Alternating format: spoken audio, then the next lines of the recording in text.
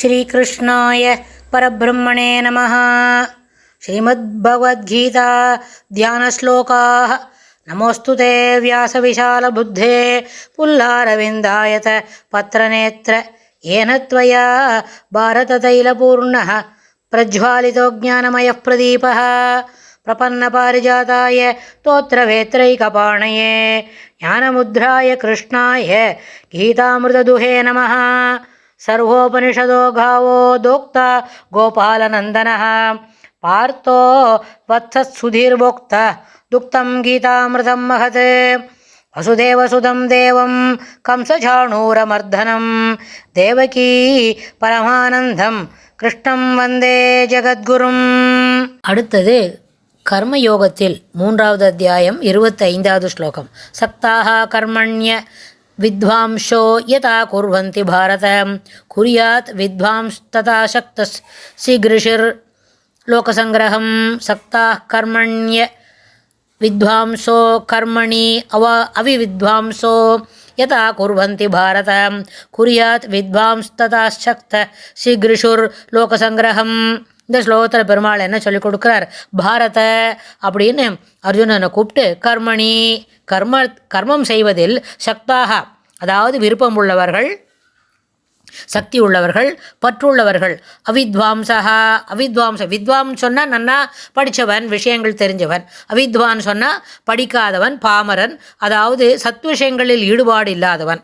அவரை போல உள்ளவர்கள் யதா எவ்வாறு குர்வந்தி செய்கின்றனரோ, குர்வந்தி அப்படின்னு சொன்னால் செய்கின்றனரோ, அதாவது படிக்காதவன் சாதாரண பாமர மக்கள் எப்படி ஒரு விஷயத்தை கர்மத்தில் விஷயங்களை செய்ய வேண்டிய செயல்களில் பற்றுள்ளதாக செய்கின்றாரோ அதுபோலவே வித்வான் அப்படின்னு சொன்னால் விஷயம் தெரிஞ்சவன், விஷயங்களை எந்த விஷயத்தை எப்படி செய்யணும்னு சரியாக தெரிஞ்சின்றவன், அதாவது படித்தவன், விஷயங்கள் தெரிஞ்சவன் சொன்னாலே படித்தவனில் சேர்த்துட்டு ஞானியும் அதுபோல் வித்வான் என்றால் ஞானியும்.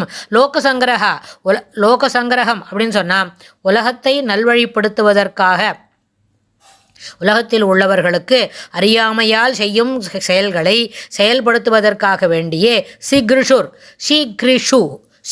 அப்படின்னு சொன்னால் சீக்ரிஷு அதை செய்வதற்கு விரும்பி, கிருஷுன்னு சொன்னால் என்ன, கிருஷின்னு சொன்னால் செயல்பாடு, சிக்ரிஷு அப்படின்னு சொன்னால் அதை நல்லபடியாக செய்வதற்கு விரும்பி, அசக்தகா அதில் பற்றில்லாதவனாகவும் அதை செய்வதற்கு விருப்பமுள்ளவனாகவும் அந்த கர்மத்தை செய்கின்றனர். யார்? ஞானிகள். அதாவது வித்வான் நல்ல படித்தவன்னு சொன்னால் அவங்க எப்படி இருப்பாங்க அப்படின்னு ஒரே ஒரு விஷயம், எல்லா லோகத்தில் உள்ளவர்களுக்கும், தனக்கு அருகாமையில் உள்ள பாமரர்கள், விஷயம் தெரியாதவர்கள் அப்படின்னு சொன்னால் அவர்களுக்காக வேண்டி அந்த கர்மாவினை சிறப்பாக செய்வதற்கு முயற்சி செய்து கிருஷி அப்படின்னு சொன்னால் பணி வேலைகள் செய்வதற்கு, சிக்ரூஷு அப்படின்னு சொன்னால் நல்லபடியாக அதை சிறப்பாக செய்வதற்கு முயற்சி செய்து அதை செய்து முடிப்பார். ஆனால் அதில் என்ன இருக்கும்? அசக்தகா பற்றில்லாமல் செய்வார்கள். அது என்ன ஆகும்?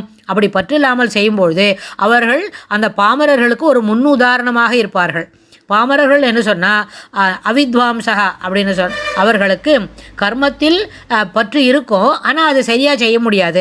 இதை நாம் செய்யணும், இதை செய்யணும் அப்படின்னு கடமைகளை கடமையாக மட்டுமே செய்து அதில் வேலைகளை தொடர்ந்து செய்து கொண்டிருப்பார்கள். அது எப்படி இருக்குன்னு கேட்டால், ஒரு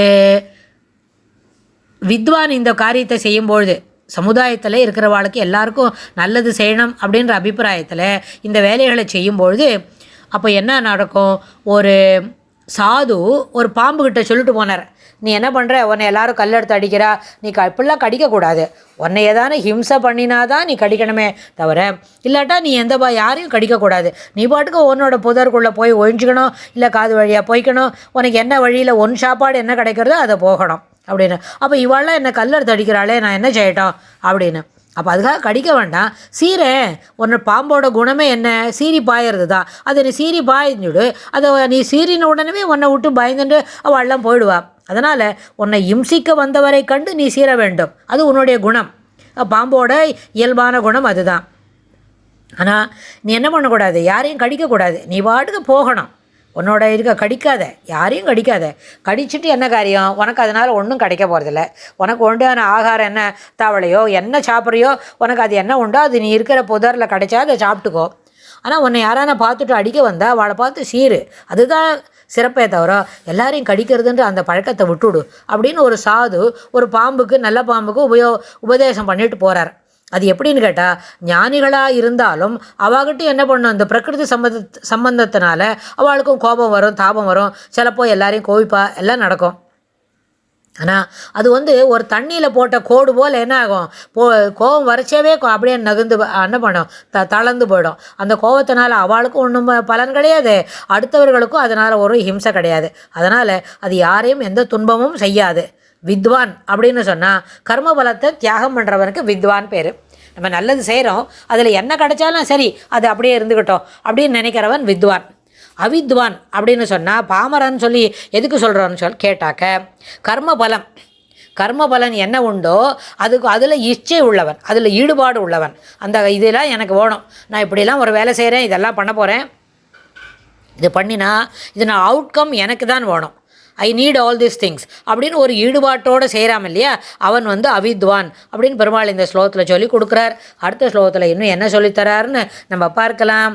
ஸ்ரீ கிருஷ்ணாய துப்யம் நமஹ.